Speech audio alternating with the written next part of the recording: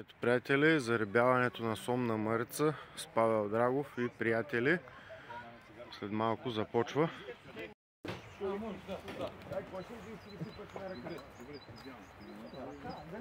Дайте всички, Давайте всички кофи тук, дайте да ги пълним. Ето, за пореден път едно прекрасно дело.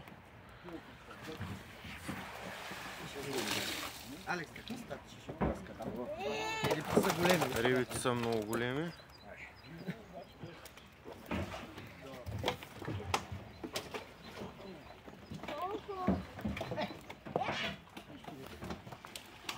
Гледаме да не ги спускаме. Това няма да стане. Опа, бягай да не ударим една опашка. Тук слагаме един. Сега ще сложим още. Слагайте тук, че са много малко. Ще сложим и труд. Това дори ще оцеле. Малко сол, ама няма сол да се намажи, само нищо му няма. Нищо му няма. Сол иска да се намажи по главата. Готови са. И една да даде фира, имаме 15 кг бонус. Като големина, това са нещо от сорта на килограм, килограм и половина, нали? Има и такива. Има и... Избрани са специални. Да, виждам, че са специални по-едри. Не, по-дребни са. Те другите бяха такива. Ама да има повече бройки. Те са много едри, това за рибител. Ей, тази в слагам. За рибител е супер едра риба. Сложи и в тази. Слагайте в тази, бе. Там няма нищо. Ай, потегли първи. Браво.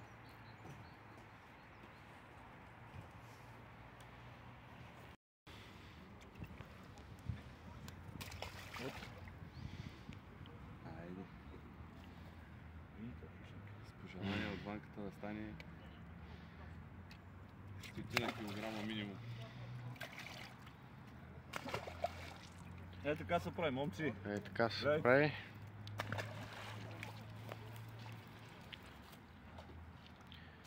И се надяваме също така при улов на тези рибки да бъдат връщани обратно от хората в градската част на Пловдив.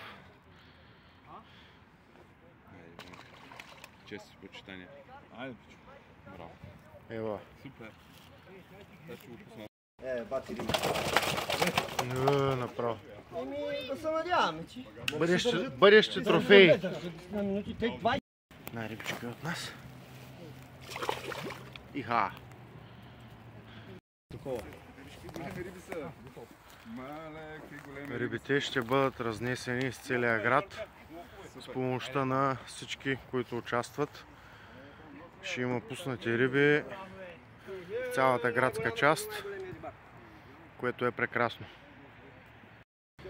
Гледай, кой нещо не знам колко се вижда, ама хората чистят риба. Ние пускаме, те чистят риба. Ева, това са пичовете. Това е основният организатор. На всички съмишленици, на всички, които ни подкрепят, на всички, които уважиха каузата и на всички, които полагат усилия да пазим рибите, да зарибяваме и да се грижим да има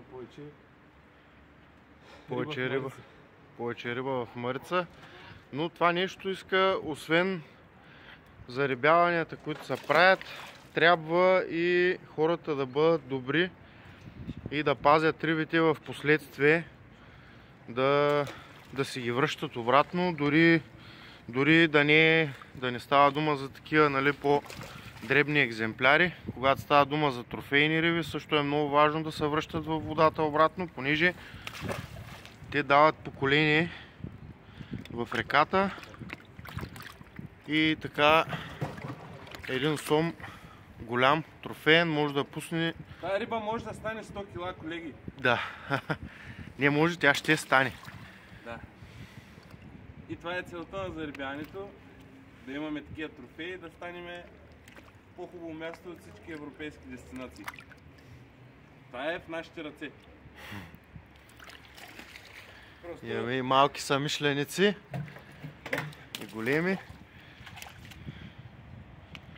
Но много е важно и да се връщат трофейните риби, понеже хайвера на Сома е многоброен и там вече природата е много важно нещо. Искам да кажа нещо на хората, които се притесняват, че Сома може да стане инвазивен вид в България. Това не може да се случи, защото природата си има механизми да се саморегулира.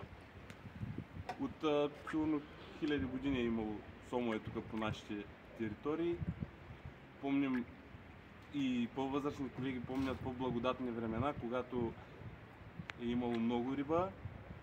След това с постоянно изземане, прибиране, браконьерство и унищожаване това нещо е намаляло. И това не е процес за 2-3 години, това е може би 20-30-40 години. Това нещо може да се възстанови, просто ще отнеме и то повече време и трябва да се погрижим да стане. Да, така че няма страшно, няма как Сома да унищожи другите видове, защото природата си има механизми да се саморегулира. Хищника никога няма да изтрепи плячката си до толкова, че да няма какво да яде. Това са пълни глупости. Поздравя!